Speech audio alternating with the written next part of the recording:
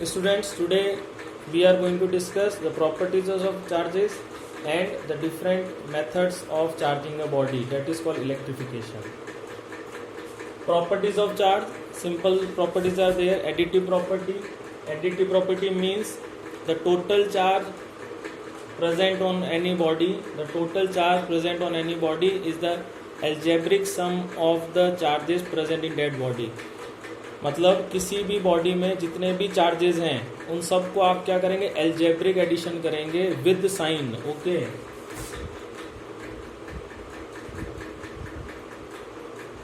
Suppose ये charge negative होता, Q2 is negative, then you have to put minus. Okay, quantization of charge means what? The total charge present on any body is the integer multiple of charge of an electron. This is what? Number of electron, and it is 1.6 into 10 to the power minus 19 coulomb. आप इसको ऐसे भी समझ सकते हैं. Suppose ये body A है और B है, तो बॉडी A से B में अगर इलेक्ट्रॉन जा रहे हैं तो हमेशा किस फॉर्म में जाएंगे? इंटीजर फॉर्म में जाएंगे. वो ऐसा नहीं जाएगा कि E/2 यानी हाफ इलेक्ट्रॉन चले गया, ऐसा नहीं होगा. एक इलेक्ट्रॉन जा सकता है, 2 जा सकता है, 3, 4, 5, 6, 7, 8 कुछ भी जा सकता है, लेकिन E/2 या E/3, E/4 ऐसे चार्ज नहीं जाता, पैकेट्स के फॉर्म में जाता है. क्वांटाइजेशन वर्ड बना है क्वांटा से, इसका मतलब होता है packets. Third is conservation of charge. Conservation of charge के बारे में आपने सुना होगा.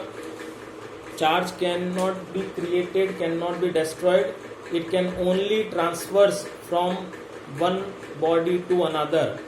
चार्ज को हम एक बॉडी से दूसरी बॉडी में ट्रांसफर कर सकते हैं, लेकिन एक आइसोलेटेड सिस्टम में चार्ज हमेशा कंजर्व रहेगा. देखिए एक एग्जांपल के थ्रू हम देखते हैं. सपोज मैंने यहाँ कहा there are 7 proton and 7 electron, it means neutral. इधर 5 proton 5 electron. Initially it is also neutral. By giving extra energy, आप बताइए कहाँ से कहाँ जाएंगे electron? It will move from this body to this, है ना, क्योंकि हायर कंसेंट्रेशन इधर है.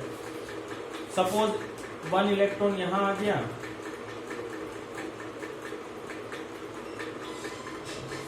क्या नंबर्स में चेंज हुए? नहीं सर. आप इस सिस्टम को जब ऐड करोगे, isolated system,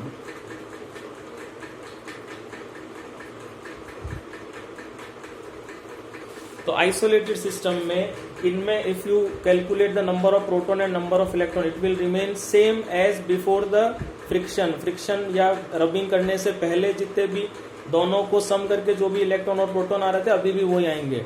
but remember one thing in this topic, charge carrying particles can be created. I repeat my word, charge carrying particles can be created. In nature, sometimes neutron can be converted into proton and electron. Okay, charge carrying particles तो बनाए जा सकते हैं, लेकिन एक isolated system में हम charge को ना ही बना सकते ना ही खत्म कर सकते हैं. Effect of velocity on charge. Effect of velocity, no effect. Velocity का कोई इफेक्ट नहीं आता है. सपोज मैंने इसको ऐसे फेंका मार्कर को, तो इस पे कोई पहले से भी न्यूट्रल था, अभी भी ये न्यूट्रल ही रहेगा. So no effect will be charge of velocity. Our next topic is electrification और charging. There are different ways of charging और electrification. Number 1 is charging by friction, charging by physical contact and charging by induction. Charging by friction is simple when two bodies having different work functions, having different concentration of electrons, when rubbed together the electron will be transferred from one body to another. Silk cloth को आपने glass rod से rub किया, या wool cloth को plastic rod से rub किया, तो these are the all examples of charging by friction. In this charging by friction a neutral body, ये कोई न्यूट्रल बॉडी है, उस बॉडी में वी नीड टू ऐड और remove one kind of charge. हम उसमें से या तो एक चार्ज को ऐड कर देंगे मतलब उसको इलेक्ट्रॉन दे देंगे, रिमूव करना मतलब उससे इलेक्ट्रॉन ले लेंगे, सारा प्रोसेस फ्रिक्शन से होगा, there must be some rubbing. Okay, तो charging by friction, you can write one example, silk cloth is rubbed against rod, the rod and the silk cloth will be oppositely charged and they start attracting each other. Second is charging by physical contact. In charging by physical contact, when one uncharged conductor is made in contact with a charged conductor, एक uncharged conductor है, suppose this is uncharged conductor and this is charged conductor, when we make them in contact only, okay, just touch करना है इसको, आपने जैसे ही touch किया, because this is uncharged, there is no extra charge, but this body is having extra charge, so because of the extra charge, because of the excess of electrons, the electrons will be moving from this body to this body, just physical contact. Remember, in physical contact conductors is required only, okay, conductors में ही होगा physical contact वाला phenomena. Charging by induction, in charging by induction process, this is important one है ना. Charging by induction में two bodies को हम oppositely charge करते हैं without touching the body which is giving the charge. Okay, तो we are going to discuss charging by induction with the help of diagram. Charging by induction, okay, this is the method in which we can charge two bodies without touching the source body which gives the charge. Okay, so as you can see there are 5 diagrams on the board. In case number 1 or A, two bodies are made in physical contact. The two conductors, two spheres A and B are made in contact, which are placed on an insulating stand. Okay, means what? Suppose this is one sphere and this is second, हमने इसको ऐसे यहां से जोड़ दिया है, ऐसे touch करके रख दिया है, but as you can see there is no transfer of charge between this two bodies. Why so? Because concentration of the two spheres are same, दोनों का कंसंट्रेशन सेम है, दोनों पे जो वर्क फंक्शन है वो भी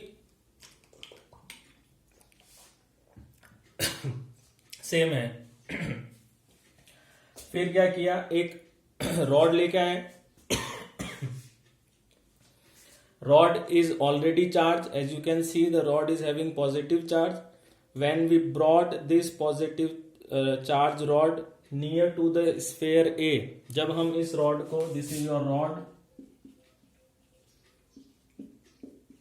जब आप इस रॉड को स्फेयर ए के पास लेके जाएंगे तो what will happen, the free electrons of the body A will be attracting towards the rod. जो free electrons हैं इसके नेगेटिव चार्ज हैं वो इसकी तरफ आना चाहेंगे, और जो पॉजिटिव चार्ज हैं वो इससे रिपेल होंगे, रिपेल होके कहाँ जाएंगे, rear side of the sphere B. Now because this two bodies are not separated, है ना, ये एक ही बॉडी कहलाएगी, फ्रंट एंड ये तो बैक एंड ये, ठीक है, फ्रंट एंड रेयरर.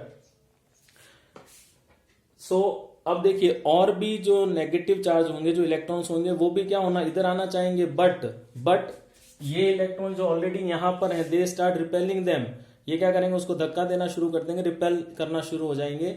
इसीलिए after equilibrium, after some time equilibrium has been reached, equilibrium आ जाएगा, और we are taking only 4 electrons are coming here, तो 4 positive charge will be reaching at the rear side of the sphere B. Okay, in the third case, C diagram में we made small separation between the two spheres, but keeping the rod at the same position. rod को आपने वहीं रखा है और sphere B को slightly दूर किया है ना, स्फेयर A से स्फेयर B को स्लाइटली दूर किया है, इतना ही दूर किया है कि अभी भी इस रॉड का इफेक्ट इस पर भी है और इस पर भी ये रिपल्जन लगा रहा है. ठीक है, in next diagram, as you can see, now the separation between A and B is increased. अब हमने क्या किया, B को थोड़ा और ज्यादा दूर कर दिया, जैसे ही दूर किया, now this rod has not affect sphere B, so charges will be start redistribution, and at equilibrium they redistribute or equally distributed on the surface of the sphere, as you can see in this diagram. In last diagram we removed rod, हमने rod को हटा दिया, जब हमने rod को हटाया तो what will you see, आपने क्या देखा कि now the negative charge is also equally distributed on the surface of the sphere. So we conclude that in charging by induction we create two oppositely charged body without touching the source body. So the advantage of this method is what?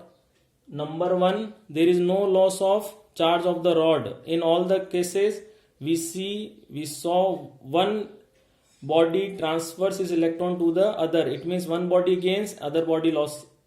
But in this case there is no loss of charge of the rod. That is the important point. Second, there is no friction, no rubbing, so mechanical distortion will not be there. किसी भी प्रकार का rubbing नहीं हुआ, friction नहीं हुआ, touch नहीं हुआ, तो मैकेनिकल डिस्टॉर्शन नहीं होगा. तो if in your examinations question may be asked why charging by induction is better than the other two methods, then you can write 2 points. Okay,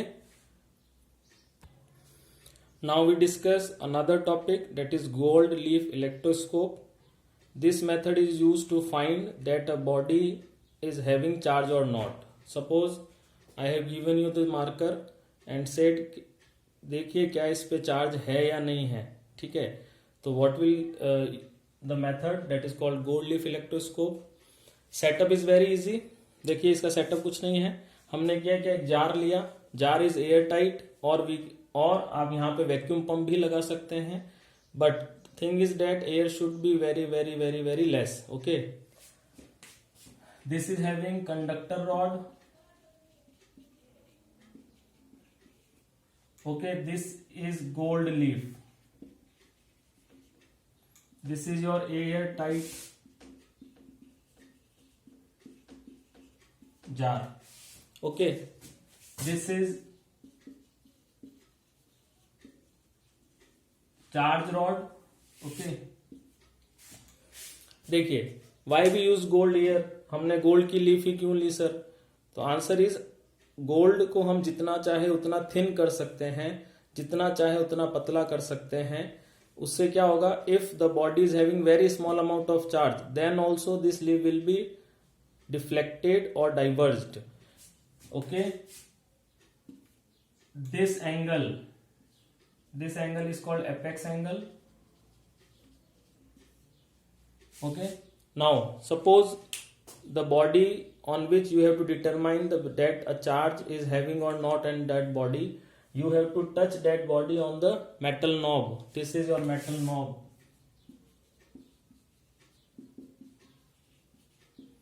Suppose मेरे को ये देखना है कि ये मार्कर पे चार्ज है या नहीं है. ठीक है, तो what I do, I touch this marker with the metal knob. Suppose the marker is having some charge, okay, extra charge. तो ये एक्स्ट्रा चार्ज क्या होगा, हायर कंसंट्रेशन से लोअर कंसंट्रेशन की तरफ मूव करेगा, तो इट स्टार्ट मूविंग डाउनवर्ड्स. ये नीचे आएगा और नीचे आके कहां पर आ जाएगा, गोल्ड लीफ पर आ जाएगा. अब जैसे ही गोल्ड लीफ पे ये चार्ज आएगा, the leaf starting repelling each other. ये क्या, गोल्ड लीफ क्या करेगी, एक दूसरे को रिपेल करना